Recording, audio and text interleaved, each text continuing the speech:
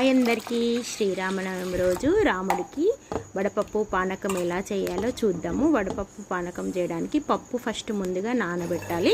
ఒక 2 hours నానబెట్టాలి. బెల్లం కూడా నీళ్ళల్లో వేసి నానబెట్టుకోవాలి. ఒక గ్లాస్లో వేసి నేనైతే బెల్లం తురుముకొని కూడా వాడుకోవచ్చు. కాస్త నీళ్ళల్లో వేస్తే నానిపోతుంది. మూత పెట్టి కాసేపు ఉంచాలి. జార్ తీసుకొని యాలకులు, అల్లం,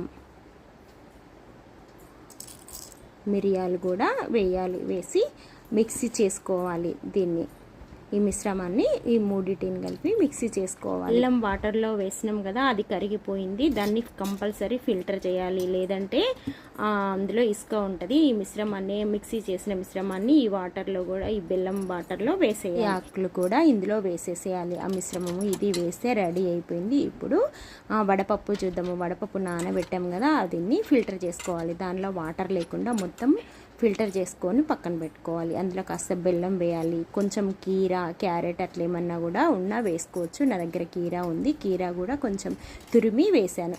అంతే, రెడీ. స్వామివారి వడపప్పు పానకము 2 రెడీ అయిపోయాయి. ఇంకా స్వామివారికి పెట్టడమే. ఇంకా మా ఇంట్లో పూజ చేశాను. దేవుడికి నైవేద్యం కూడా పెట్టేశాను. అంతే అండి. శ్రీరామనవమి శుభాకాంక్షలు. థ్యాంక్ యూ సో మచ్ అందరికీ.